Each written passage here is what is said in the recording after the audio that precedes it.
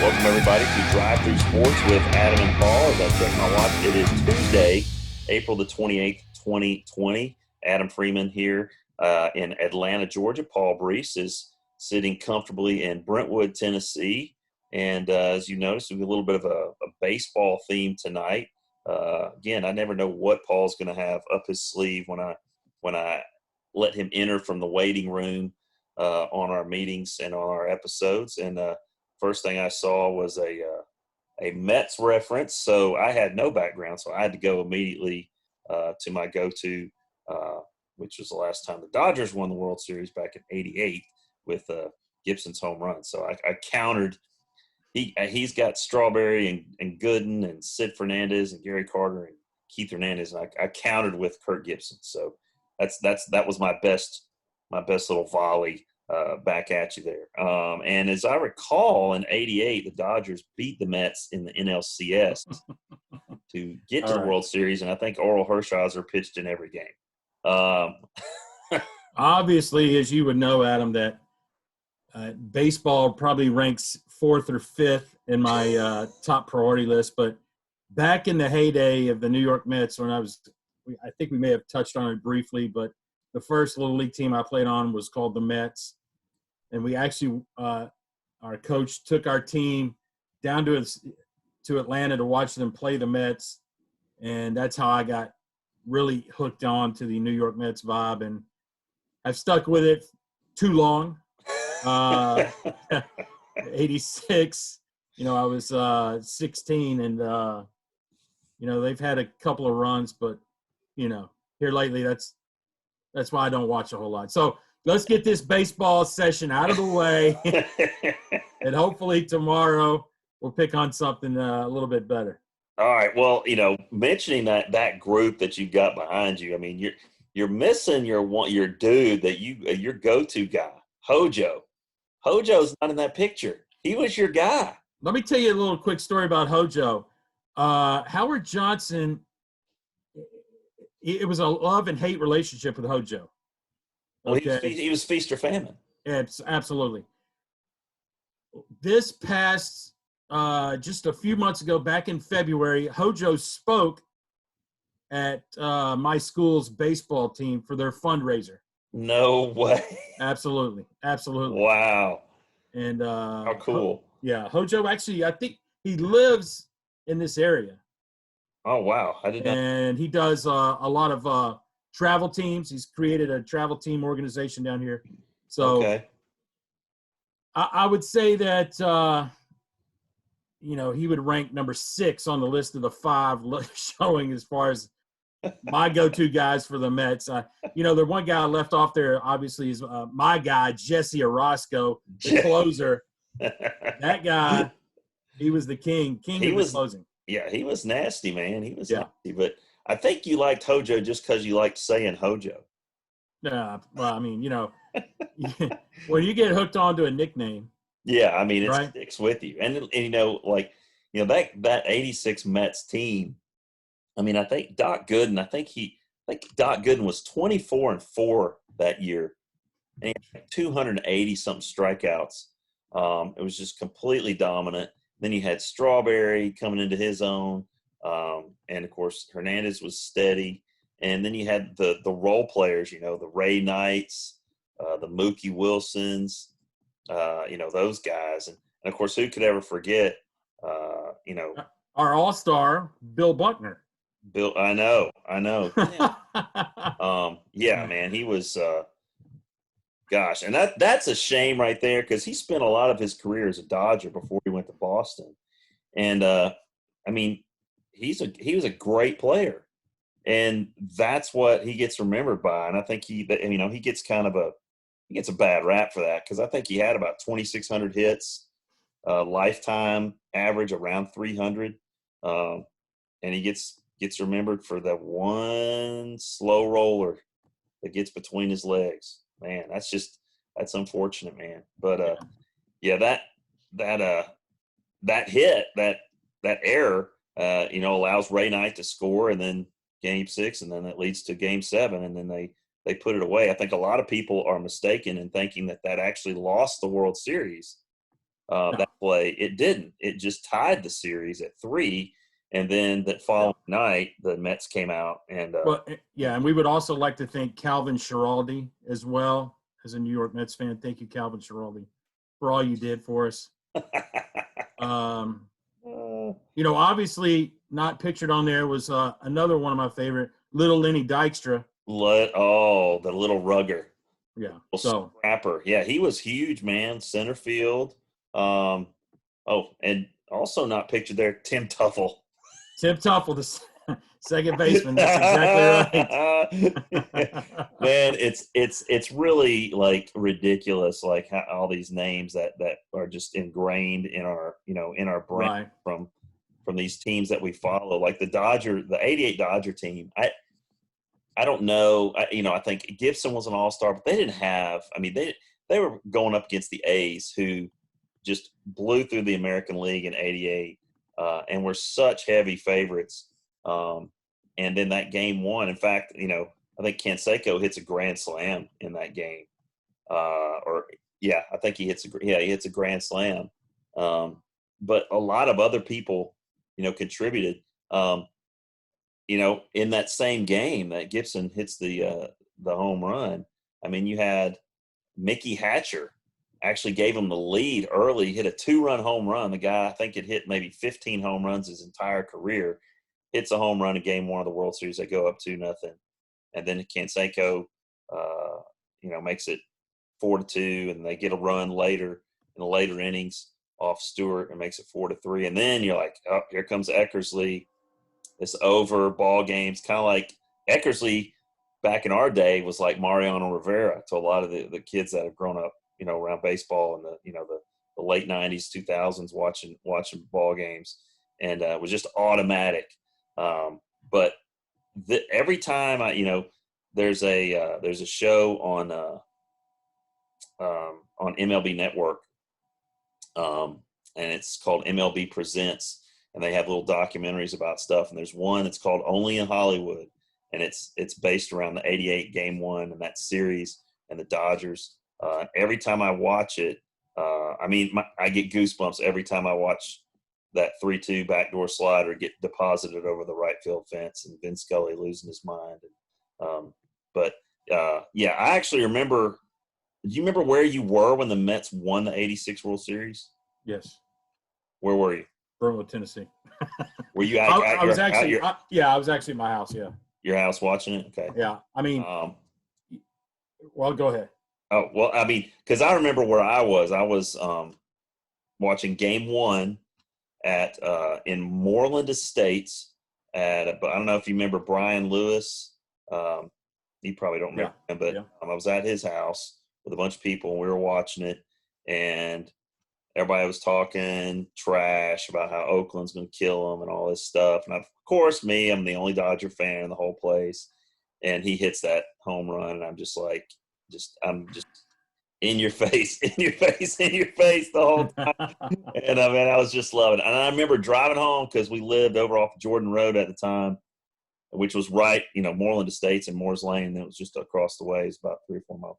And I just remember driving home I was on like cloud 9 after that, man. I was just floating on air, just going, man, I can't believe they won, And it's amazing how invested you get, when one of your teams does well and one of your teams is competing for a championship. You just get crazy.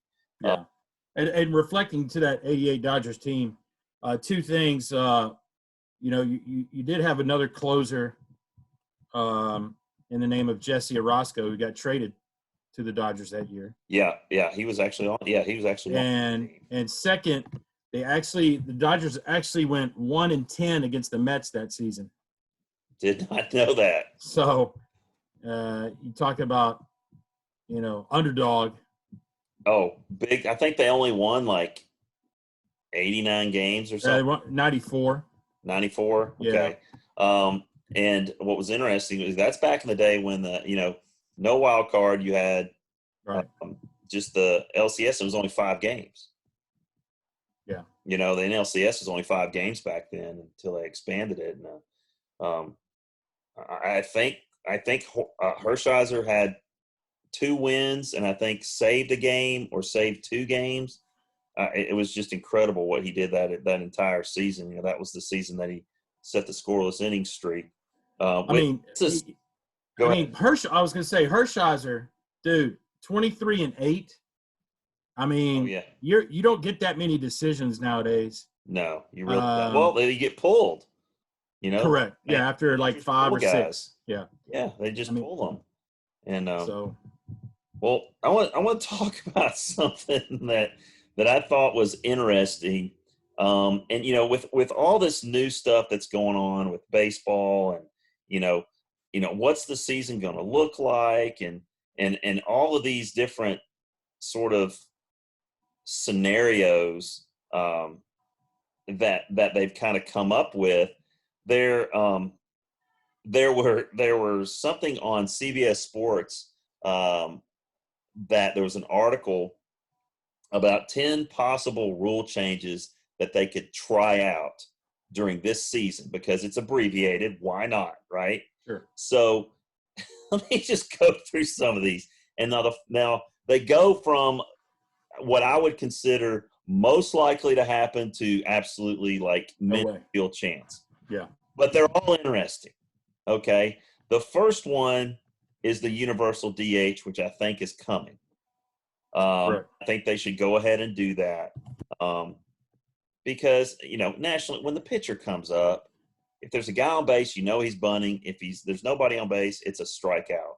Okay. I mean, most of the time. I mean, just very late, you know, it's just, I think you switch to the universal DH, get yourself some more offense. I think that's something that the fans will probably be more into. And, you know, I think that's going to happen sooner rather than later. Now, the second thing is I'm really interested in is eliminating instant replay. I love it. I love it. Absolutely, yeah. I absolutely hate instant replay in baseball. I think it's, you know, there's a human element in the game, and you're completely taking that out. And by doing that, now you're eliminating a lot of the emotion. You know, back in the day, you used to love to see Lou Piniella, Earl Weaver get ticked off and kick dirt on umpires and lose their minds and throw bases and all this other stuff. With the replay, all that's gone.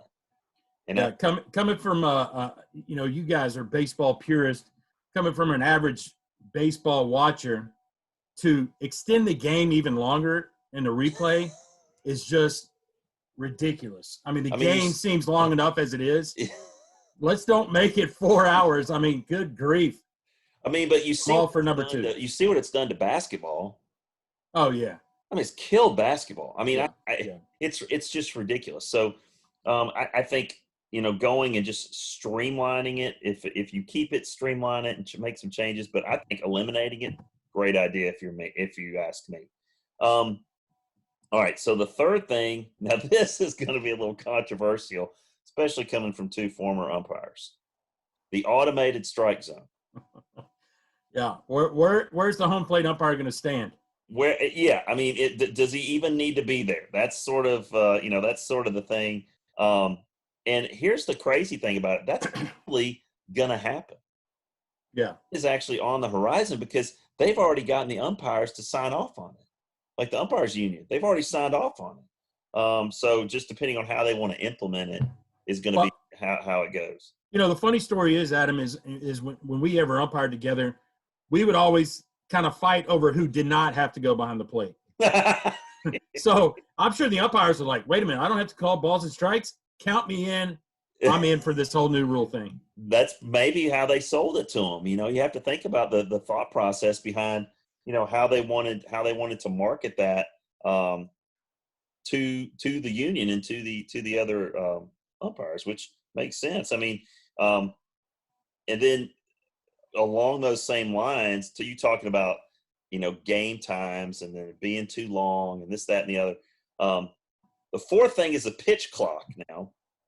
Now, again, they tried to do that, and, you know, they were trying to initiate a 20-second pitch clock. And, you know, some guys just are so methodical it's, and then you got other guys that are quick pitching, so there needs to be a happy medium there. As far as, what are the chances of that happening? I think you're more than likely going to get a pitch clock or a pitch. Hey, here's my question. Does it reset if they throw over to first? I mean, you know what I'm saying? Oh, yeah. How many yeah. times do we have to throw? The, How many times do we have to step off and throw to first? You know what? Give me a break. Yeah, I think a lot of times that's just kind of ice the batter or whatever. But I know. I mean, obviously, through this whole thing, Adam, I'm going to play devil's advocate. I know you are. Here's another one that you will love. You will love this since you're not a purist. Okay, since you're all about getting it in and getting it done.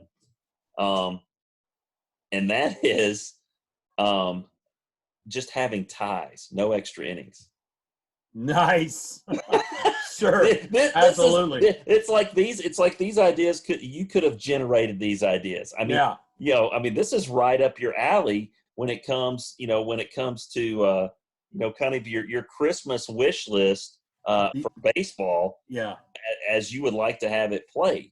And the only thing that I enjoy about extra innings is that when they run out of pitchers and they have to put a position player in to pitch. And he gets shelled. That is the greatest thing about extra inning baseball. But that's the thing. That's one of the things that they're talking about. And that would obviously, I think that's more of probably about a 50-50 chance that they do that just for this season, just to kind of see. I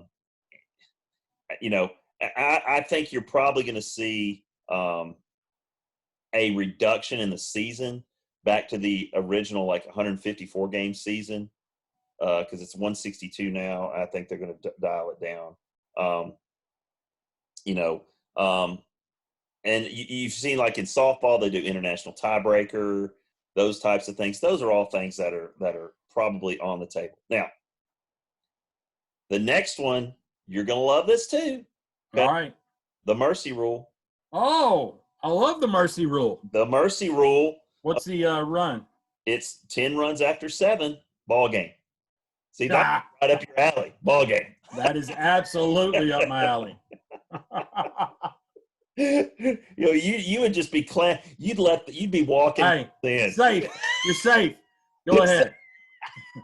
Play at the plate. That reminds me of that call that Josh said you made at second base. It said was the worst call he's ever seen. Hey, if you're in the vicinity, buddy. I think you see that you called him out, and the guy had slid up and was standing up in the ball game. You're like, get out of there. Get out of there, man. We do not have time for this. I gotta be somewhere. I gotta be somewhere, man. I was young. I had to be somewhere. Oh my gosh, here we go. All right. As far as that's probably, I don't know that's something that's gonna happen. I think, there's got to be some guidelines there. Again, that would change how the game is played as well. Now, the next one is really interesting to me because it harkens back to the days when, we wanted to play a game, and you know what? We just couldn't quite get enough kids from the neighborhood. Right. And you get up to bat and you hit a double, but it's just you and your buddy playing. Ghost runner? Got to go back and bat. Yeah. The ghost runner. No way. Yeah. What? Yeah. How is this being played out? Okay. Now, it's the same as in backyard baseball and wiffle ball. A runner reaches the base, there now you hit a single, you got a ghost man on first. You hit a one hop the wall, double, it's, ghost man on second. If, for example, the ghost runner is on first and the batter doubles, the ghost runner goes to third. So always stay in one, so there's no taking an extra base, no stolen way. No stolen bases. And that, I think that's horrible because it eliminates the stolen base altogether. Okay. It also eliminates base running errors, which are comical sometimes anyway, and can really turn the tide of an inning one way or the other. I think if you're talking about how likely is that to happen, I think I'm giving that like a 5% chance that happens. Dude, you're taking outfield plays away from like Mike Trout who wants to gun somebody out. I know. Give me a break. Yeah, there's no way. All right, the next one is 7-inning games. Maybe. Okay. So I mean, they already have minor league doubleheaders at 7 innings. Okay. And that's a way to maximize the number of games, yet not overtaxing the players in terms of innings. So instead of 18 innings, now it's 14 innings for 2 games. That might be something, except now you got guys like Garrett Cole and Jacob deGrom, who, now 7 innings is a complete game for them. So you can leave them in there the whole time and they can completely shut down the lineup. Right. So, how likely is that to happen? I don't know. For the double headers, it's probably like 50-50. But for just single games, I don't think you're going to see that. A double header, I think you're about 50-50 on that, but I don't think you're going to see it in single games just because of the Garrett Cole factor with a pitcher. I don't think you're going to see it. Now, here's one, again, that is right up your alley, that this is something that you would endorse as the commissioner of baseball. Okay, Paul Brees takes over as the commissioner from Rob Manfred, and he says, you know what we're going to do? We're going to go to quick counts. Okay? Are we starting with 1 ball? We're going to take a page from MLB The Show, okay, the video game, all right, and we're going to put in random counts, all right? So you lead off the bottom of the third, all right, you got a 1 ball, 1 strike count, or it's 2-1, or it's 0-2, okay? Oh, so it does. Nice. It's complete luck of the draw with the count. All right. I love it. Yeah. And so everybody would hate that as far as, the players, that they would have a real problem with that. It's like an XFL rule for baseball. Yes. Yeah. Here's what they're thinking. Now, they would gear it towards kind of their stats or their specific skill level. Like, let's say, for example, you've got, Hyun-Jin Ryu last year. I think he walked like 1 guy every 9 innings, average 1.2 or something like that. He would generate fewer 3-ball counts because that was more like reality for him. While guys that walked more people per 9, they would generate more. Okay. So, that would if you make them random, then you're not doing that. But if you tailor them to the skill set of the pitcher or whatever, then I don't know. I don't think this is going to happen either. But it's interesting. I think you're looking like a 2% chance of that. But you've got pace of play and all that is the upside. All right, now from an excitement standpoint, this is the last one. From an excitement standpoint, shorten the fences. Huh? Are we shortening the fences? We're not shortening the fences. Oh, man. Sorry.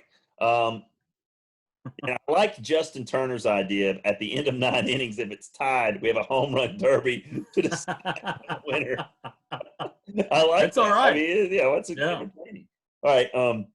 So here's the thing. In every other sport, when the game is on the line, what happens in basketball? Who gets the ball? The best player. Okay. All right. Football, basketball. Yeah. That's exactly what happens. Okay. Right. Give it to your best player. Try find your best player. Throw it to your best player. Have your best player shoot. Baseball, not like that. So, in an effort to change that, let's do this. Okay. Let's let the leadoff batter and the second and third batter bat every inning in extra innings.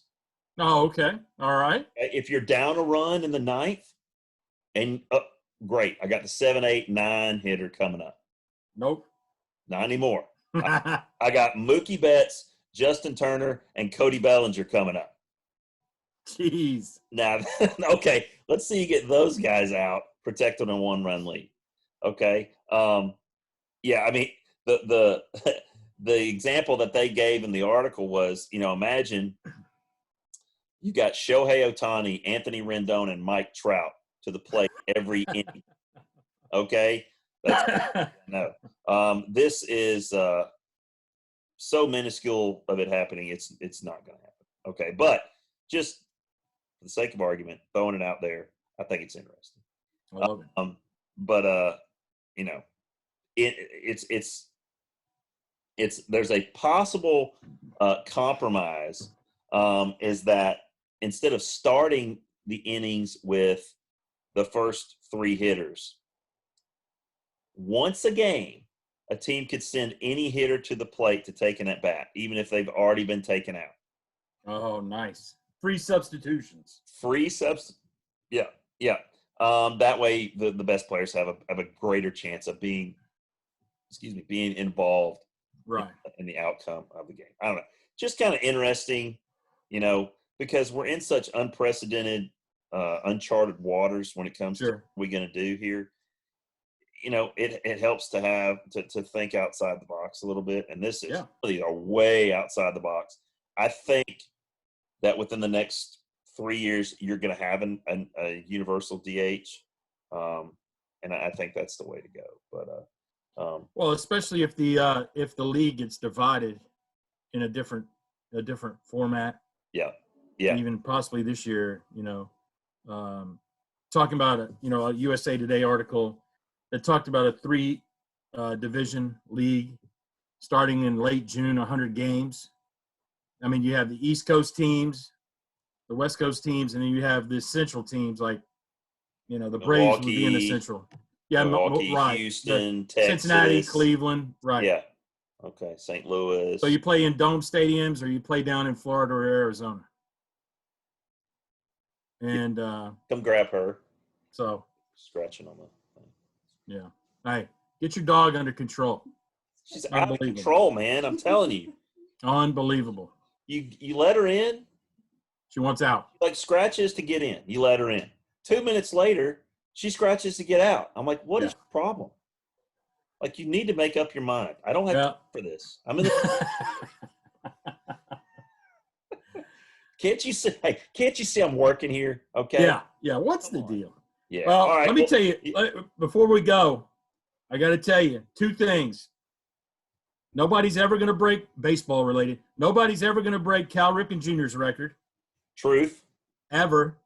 And second, as we're wrapping this up,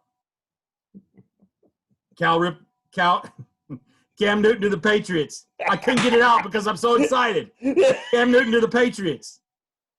All right, you heard it here first on Drive Through Sports with Adam and Paul. For Paul Brees, I am Adam Freeman, and we'll catch you on the flip side.